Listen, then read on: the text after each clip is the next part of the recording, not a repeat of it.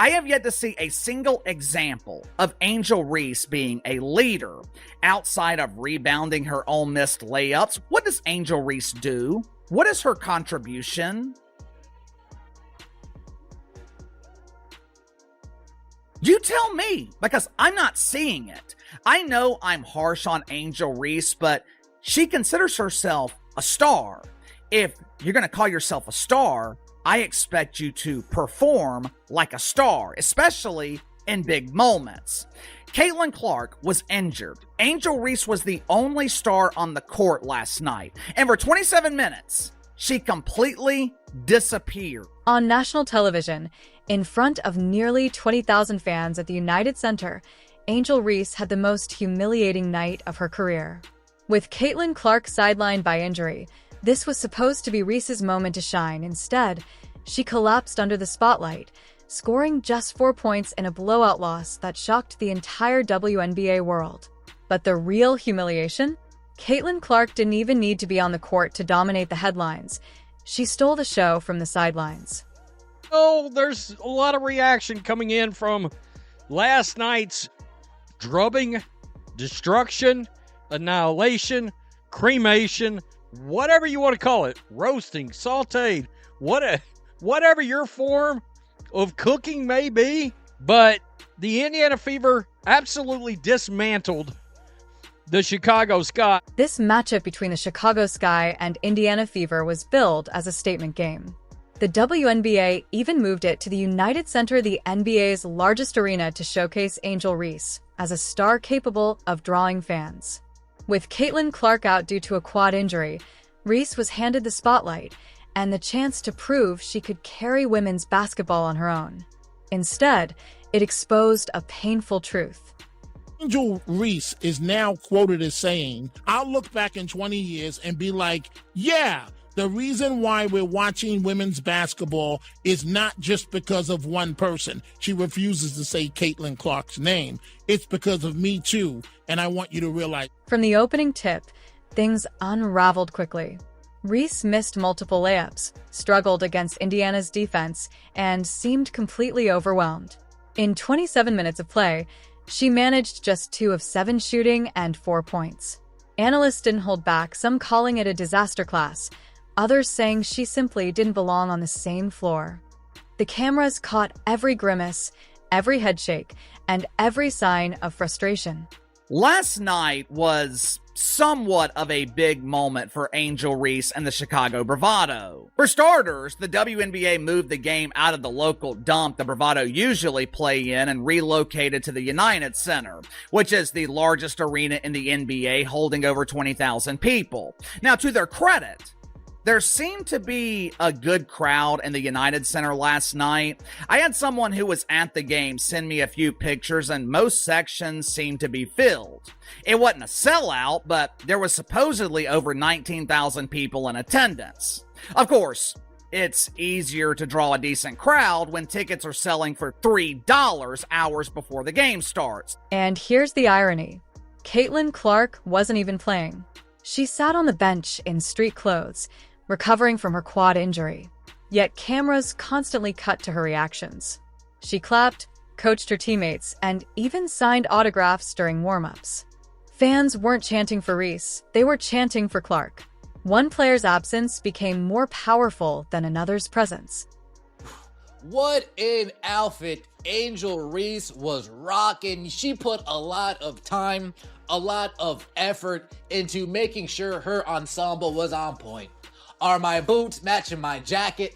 Are my gloves matching my hat? Angel Reese put in tons of time for this outfit, which begs the question, does Angel Reese put in more time in her outfits for the pregame catwalk, or does she put in more time to actually get better at the game of basketball? This humiliation didn't come in a vacuum. Angel Reese and Caitlin Clark's rivalry dates back to their college days, LSU versus Iowa, when Reese taunted Clark in the NCAA championship game, cementing herself as Clark's foil.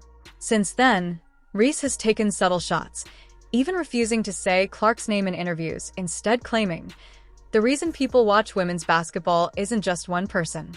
It's because of me too." But reality paints a different picture.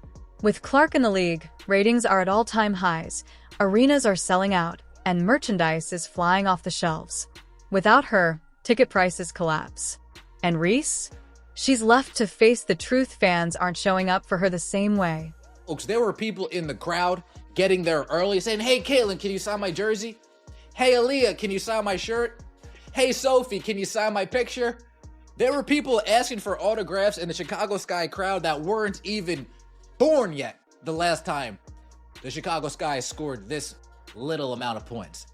There were people in the crowd who weren't even a thought in their parents' minds at the time that the Chicago Sky last scored at least 52 points, the lowest point total since 2011. This game adds to a growing list of controversies for Angel Reese. From feuds with media critics, to her ejection earlier this season, to accusations of prioritizing fashion over basketball, Reese has found herself in the headlines for all the wrong reasons. Even former WNBA legends like Sue Bird and Lisa Leslie have voiced concerns, warning that Reese must focus on performance, not just personality, if she wants to last in the league. Angel Reese, part 38, let's get it! Life throws her lemons, she makes bricks. Bang! PSA to anyone watching, she is right-handed. Right-handed, by the way. She missed the rim by 3 feet, man. Bang! I gotta say, this is my favorite summer sitcom. Pecan? Butter pecan? Bang! Here's a stat. She's been blocked 20 times, and she's only made 21 hoops. What? Social media exploded after the blowout loss. Memes spread like wildfire, fans calling it the $3 game, others posting side-by-side comparisons of Clark's stats versus Reese's.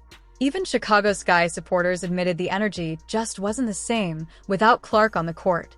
For Angel Reese, the humiliation wasn't just in the box score, it was in the conversation dominating the internet. Matter of fact, this might have been the first WNBA game broadcast on CBS in prime time. If it's not the first, it's one of very few. This was a big moment. I'm sure the WNBA would call it historic. Angel Reese is playing in an NBA arena in prime time on network television on Saturday night. Outside of regular season baseball, maybe the College World Series, there was no competition on television. The eyes of the sports world were focused on Angel Reese and the WNBA. And Angel Reese once again proved why no one is watching her. This night may go down as a turning point. The WNBA gave Angel Reese a primetime stage, a national spotlight, and the biggest arena in the NBA. Instead of seizing the moment, she faltered. Meanwhile, Caitlin Clark, even sidelined, proved she doesn't need to play to dominate the narrative. The message is clear. Women's basketball has a new face, and her name is Caitlin Clark. Caitlin Clark is averaging more assists per game than Angel Reese is averaging points per game this season. Yeah. 9.3 points per assist per game. 9.3 assists per game. Let me just bring it up. To 9.1 points per game. The WNBA chose this game for a reason. Chicago Sky versus Indiana Fever was moved into the NBA's largest arena, the United Center, to spotlight Angel Reese as a box office star. Caitlin Clark was sidelined with a quad injury. Ticket prices collapsed from over $100 to just $3. But with the lights on, all eyes were on Reese. And what followed was a nightmare. Another diabolical stat. She's 19 of 59 from less than 5 feet away. How about that, man? Bang! She should work in housekeeping for hotels because she could turn it over quickly. Lost by 27, scored only 4 points against the Indiana Fever. To mention no Caitlin Clark, no problem, give and go. Like a given no shot of working. Bang! You prefer car or plane? Car or plane for what? For how you want to travel! That's too many steps, and you can't do that. Reese finished with just 4 points on 2 of 7 shooting, missing multiple layups, committing turnovers, and looking completely overwhelmed.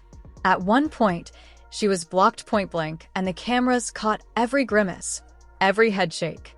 By halftime, The Sky were already drowning, and fans began booing. What an outfit Angel Reese was rocking. She put a lot of time, a lot of effort into making sure her ensemble was on point. Are my boots matching my jacket? Are my gloves matching my hat? Angel Reese put in tons of time for this outfit, which begs the question, does Angel Reese put in more time in her outfits for the pregame catwalk, or does she put in more time to actually get better at the game of basketball? And here's the humiliation.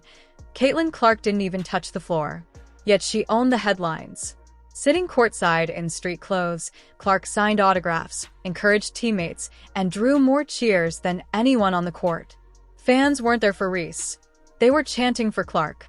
One player's absence was more powerful than another's presence. Unfortunately, Angel Reese brought her outfit and left her game at home. She brought the nice hat, she brought the nice boots, she brought the nice jacket, she brought the nice gloves, but unfortunately, she left her game at home. 4 points, 12 rebounds, 2 assists in 27 minutes of action, a minus 23 turnovers as the Chicago Sky, without Caitlin Clark, without Sophie Cunningham, without Stephanie